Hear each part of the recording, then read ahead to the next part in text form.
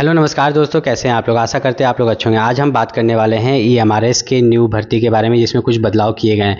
तो आपका जो ईएमआरएस का न्यू भर्ती 2025 का है, अगर आपने किसी भी पोस्ट के लिए अप्लाई किया है, ठीक है, ईएमआरएस में, तो उसमें कुछ बदलाव किए गए हैं, जिसके बारे में इस वीडियो में आज हम बात करेंगे। तो मेनली अगर बात करें तो अगर आपने रिजर्व्ड कैटेगरी से फॉर्म भरा है, ओबीसी, एससी, एसटी या ईडब्ल्यूएस, तो इसमें बोला गया था कि जो भी फॉर्म अप्लाई का लास्ट डेट होगा, ठीक है, दो चीज़ यहाँ पर होता है, या तो फॉर्म अप्लाई का लास्ट डेट, ठीक है, या तो आपका यहाँ पर उसको क्रूशियल डेट बोलते हैं। क्या बोलते हैं? Crucial date. तो फॉर्म अप्लाई का लास्ट डेट को ही क्रूशियल डेट बोलते हैं। तो ईएमआरएस में फॉर्म भरते वक्त अगर आप इन कैटेगरीज से बिलोंग करते हो, ओबीसी, एससी, एसटी, ईडब्ल्यूएस, पर जो आपने सेंट्रल लेवल कास्ट सर्टिफिकेट नहीं बनाया होगा, ठीक है, अपलोड नहीं करना था, आपको बना के रखना था। अगर आपने सेंट्रल लेवल कास्ट सर्टिफिकेट नहीं बनाया होगा तो आपको जो है डॉक्यूमेंट वेरिफिकेशन में रिजेक्ट कर दिया जाएगा। तो किस पोस्ट के लिए है? सभी पोस्ट के लिए। आपका प्रिंसिपल के लिए है, टीजीटी के लिए है, पीजीटी के लिए है, लाइब्रेरियन के लिए है, हॉस्टल वार्डन के लिए है, लैब अटेंडेंट के लिए है। मैं कोई पोस्ट भूल गया होगा तो कमेंट में बता देना। यहाँ पर फीमेल स्टाफ नर्स है, सभी के लिए, ठीक है, अकाउंटेंट जो है, सभी पोस्ट के लिए ये नियम लागू होता है कि ईएमआरएस में अगर आप फॉर्म भर रहे हो, फॉर्म भरते वक्त बोला गया था कि ओबीसी, एससी, एसटी और ईडब्ल्यूएस वाले जो हैं, फॉर्म अप्लाई का लास्ट डेट से पहले आपके पास सेंट्रल लेवल कास्ट सर्टिफिकेट होना चाहिए। अभी साथ में मैं आगे आपको प्रीलिम्स का कटअप भी बताऊंगा सभी के लिए, ठीक है, जितने भी सब्जेक्ट्स हैं आपके, सभी के लिए प्रीलिम्स का कटअप बताऊंगा।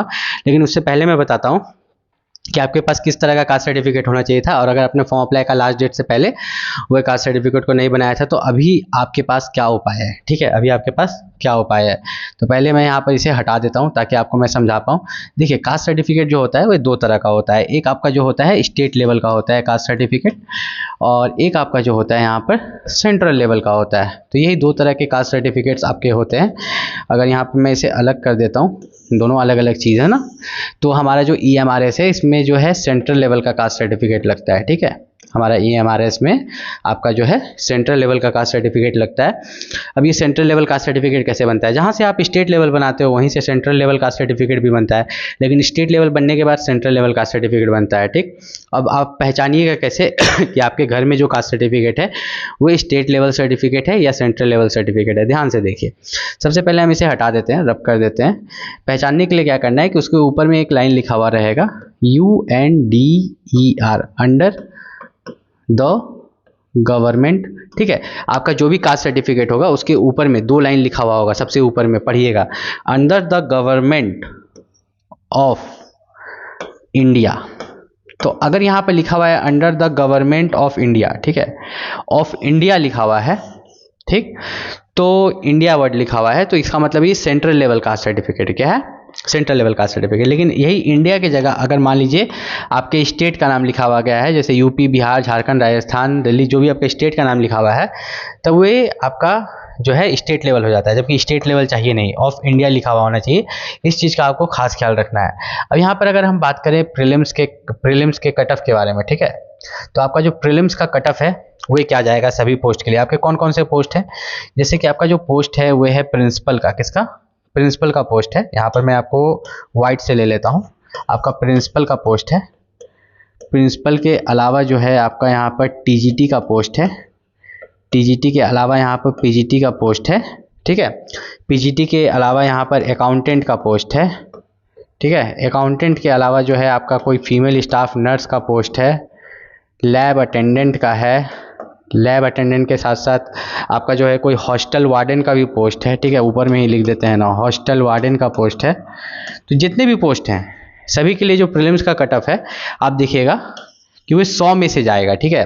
भले क्वेश्चंस एक्स्ट्रा हो, हिंदी इंग्लिश और जो रीजनल लैंग्वेज है, किसी किसी में क्वालिफाइंग है, बस आपको क्वालिफाइंग मार्क्स लाना है, लेकिन जो मेन कट ऑफ 100 में से जाएगा, ठीक है, तो वे कौन आधारित करेगा, ठीक है।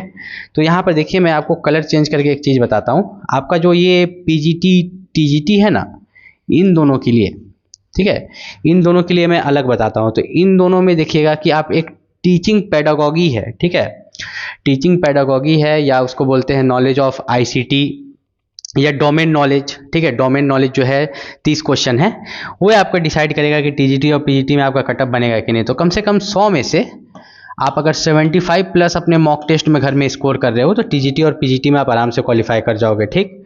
लेकिन इसमें कौन सब्जेक्ट्स मैटर करता है? जो टीचिंग पेडागॉगी वाला है, डोमेन नॉलेज है, ठीक है, 30 क्वेश्चन दो है ना, तो वही डिसाइड करता है। 100 में से 30 क्वेश्चन होगा। एक आपका डोमेन नॉलेज करके होगा, देखिएगा 10 और 20 और 10 में डिवाइडेड होगा, और एक 30 क्वेश्चन आपका शायद टीचिंग पेडागोगी से होगा।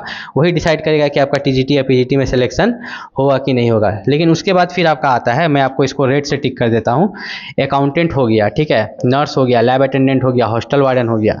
ये सब में कौन डिसाइड करेगा? ये सब में डिसाइड करेगा आपका मैथ और रीजनिंग।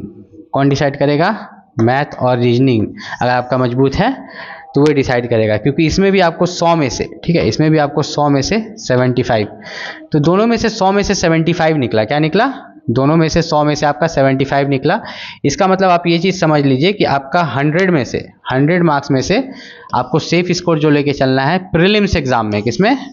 प्रीलिम्स एग्जाम में 75। घर में जब आप मॉक टेस्ट लगाइएगा, ठीक है, OMR सीट पर भी सॉल्व कीजिएगा। जैसे कि आप जानते हैं EMRS का एग्जाम जो है OMR सीट में होता है। तो इसकी तैयारी कैसे करें मैं आपको बताता हूँ। देखिए, इसकी तैयारी करने के लिए आपको दो चीज़ चाहिए। एक तो EMRS का जिस भी सब्जेक्ट का तैयारी कर रहे हैं उसका बुक, ठीक है।